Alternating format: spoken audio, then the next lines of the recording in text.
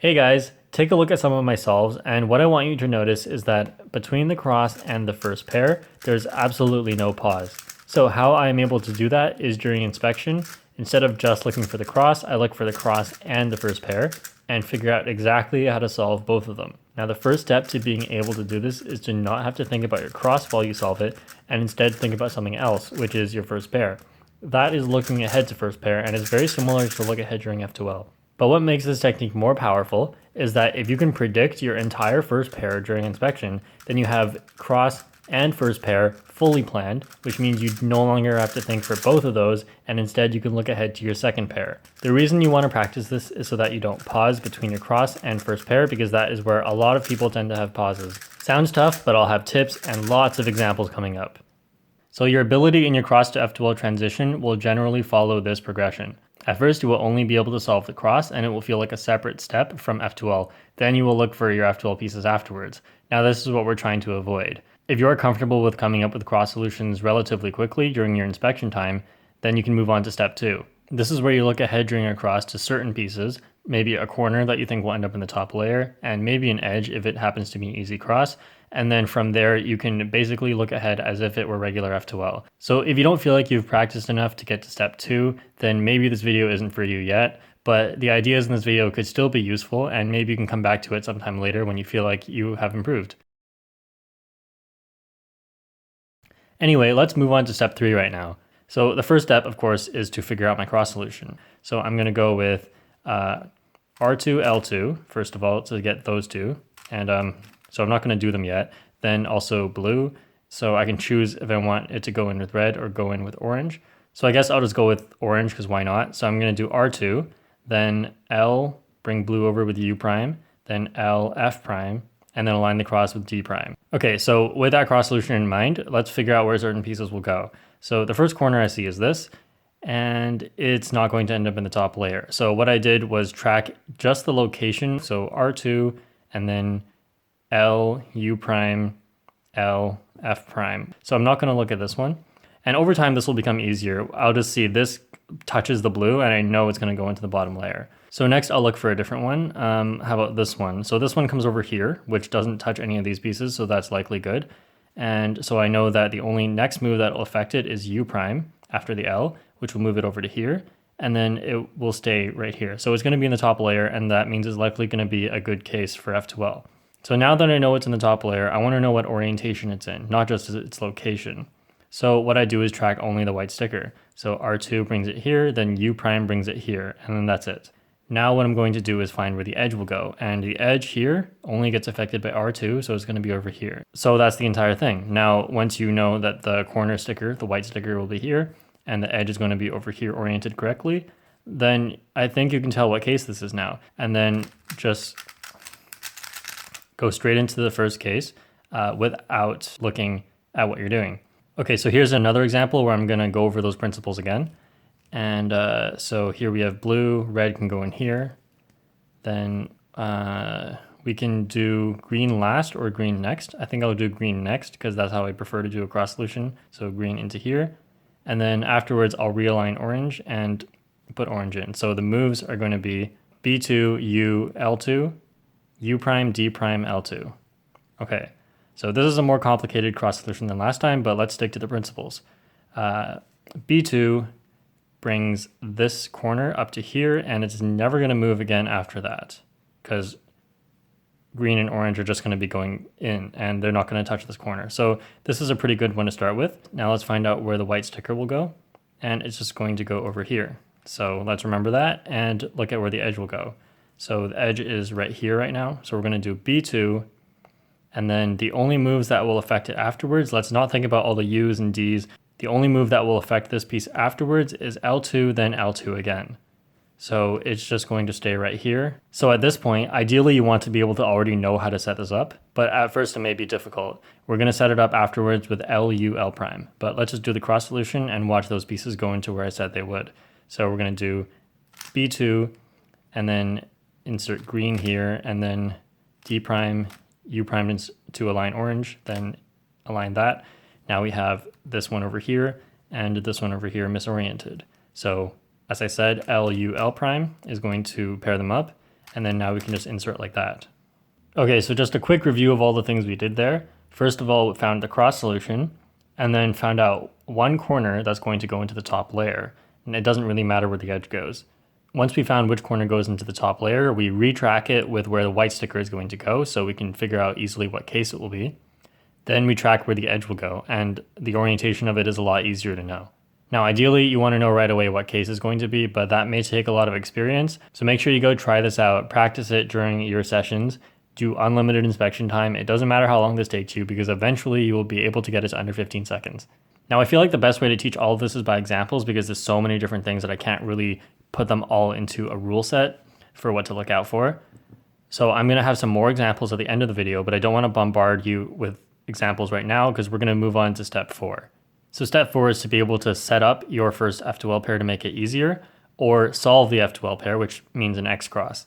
So here we have an example of a very easy cross where we have red. We can just put red in here, which solves it relative to blue. Then do D2, solve orange, solve green. So like this. Now, when we look ahead to first pair, you're going to notice that this is already done. And so what I'm thinking now is, can I solve this or preserve it? Because the original solution just broke it up when we inserted green.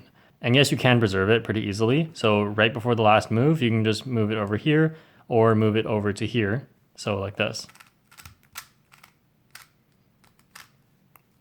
And then, so now we have a pair we can just do first.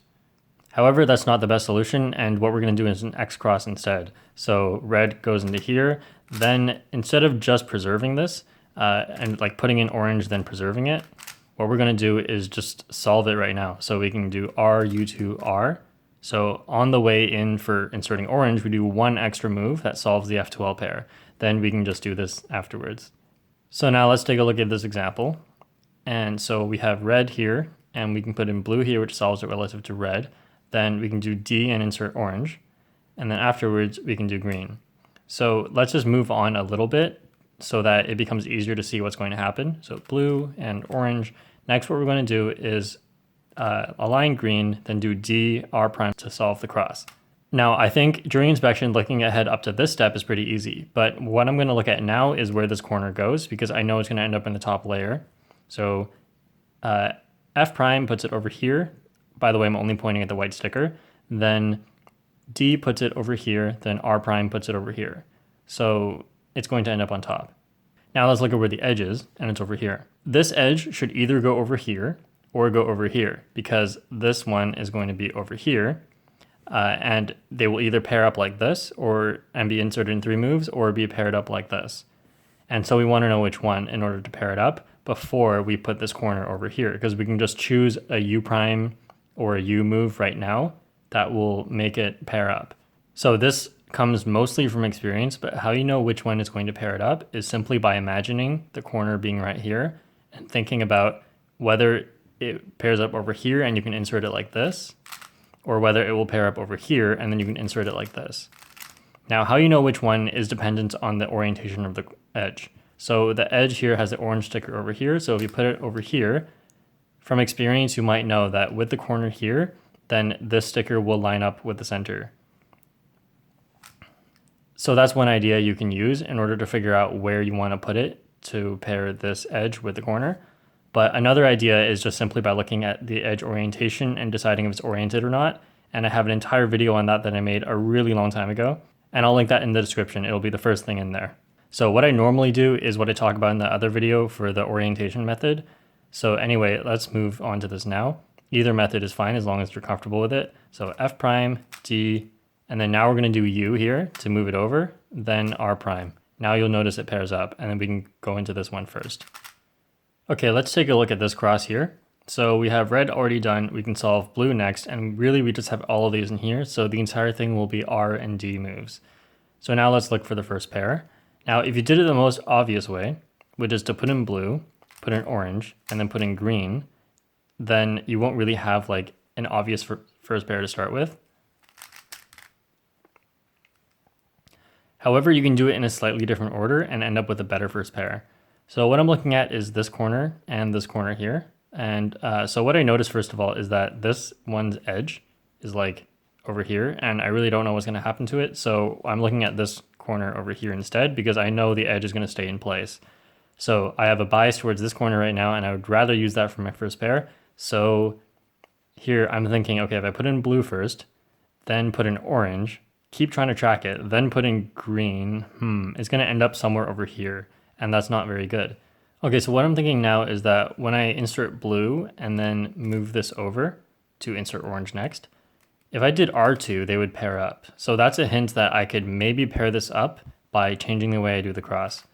So after blue, I should do R2, then, but that puts in green. So why am I doing that? Because now that I've paired it up, I can just move it out of the way of the R layer, and then I can just insert orange like I normally would, then insert green and just have the cross done like that.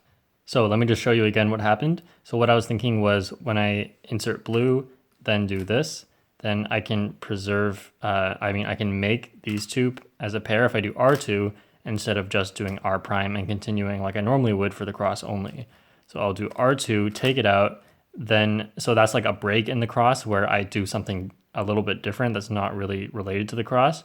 Then I continue with putting orange in like I normally would, then do green, and then I can just do this as my first pair.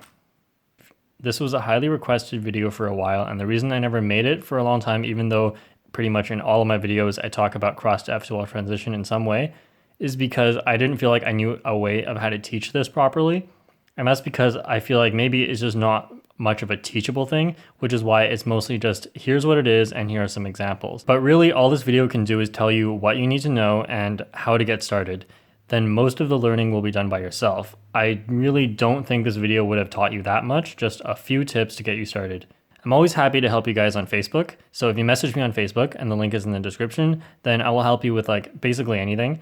And one thing that I think is kind of fun is when people send me a scramble and ask me, for example, how would you do this X cross? So if any concepts in here were difficult to apply and you get a certain scramble where you don't know how to do it, you can just go ahead and ask me and I'll be happy to help you. You can also ask me about anything like blind setup moves, what finger tricks I use, what algorithms I use, and so on. So as the video ends, there will be examples of how to predict your first pair during the cross.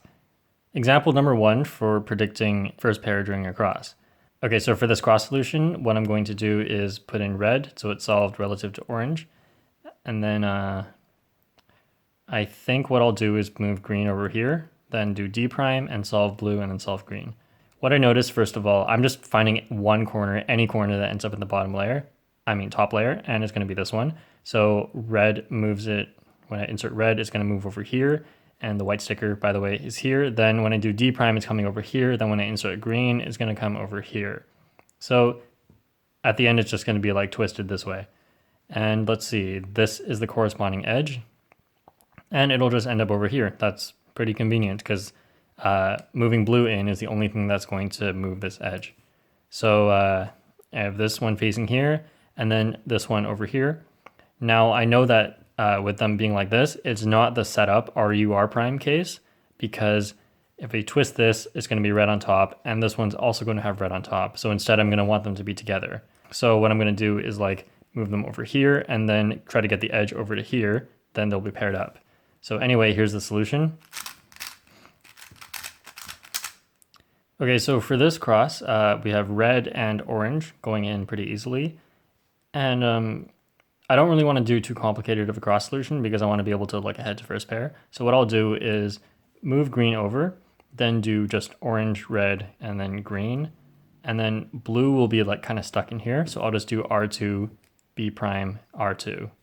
All right, now looking ahead to first pair. So just a few thoughts I'm having. So this one is going to go here, then here, then here, which is bad. This one is going to go here and stay there. This one, let's see. This one's harder. It's going to end up right here. So what I did basically was run through my cross solution and see which moves affect this piece and then just find out approximately where it ends up. Now, if it ends up in the top layer, that's when I want to start looking for where the white sticker goes, because this one is quite a more complicated cross that uses more sides. So I don't want to be kind of wasting time tracking where all these white stickers are going to go. I'm just going to find out where they go and then find out where the white sticker is. So here is going to move over here, then putting orange down puts it over here, then F2 will put it over here. So it's just going to end up with white sticker right here.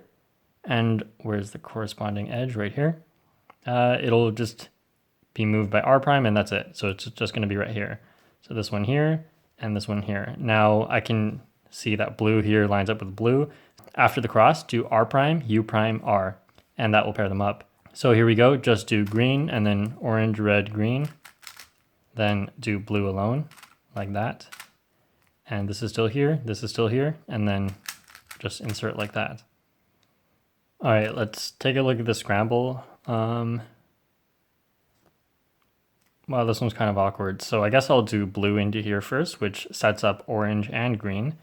Then move red over to here, and then just do them all separately at the end. And I guess I'll do red first. It doesn't really matter. Okay, so it's gonna go L, F prime, D, R prime, B, L2. All right, now let's take a look at some of these corner pieces. This is more complicated of a cross, so okay, this one will only get affected by the red moves, so F prime and then R prime, so it's just going to end up back where it started. So we don't want this one. So this one is going to move over here from F prime, and then from L2 it'll go into there. So not good either. So this one actually is going to end up in the top layer, and how I know that is because putting in blue moves it over here, putting in green moves it over here, then putting in orange moves it over here. So I guess I'll do this one, red and blue. Now I'm gonna find out where the corner sticker goes. Remember, it doesn't really matter where the edge goes. I'm gonna just track it anyway. So this one, so from moving in blue, from moving in green, then from moving in orange, it's gonna end up over here. This one's over here. It'll end up from moving in green, it'll come over here. Then from moving in orange, it'll come over here. And it'll be misoriented. So the red sticker will be touching the blue here. So we're gonna have a misoriented edge here, and then we're gonna have this one with a white sticker facing up over here. So these colors are not going to line up. And so what I can do afterwards, well, I'll show you. So blue, red, then this, and we have this. Then afterwards I can either rotate and do this to set them up, which is my preferred way, or I can come like this and do that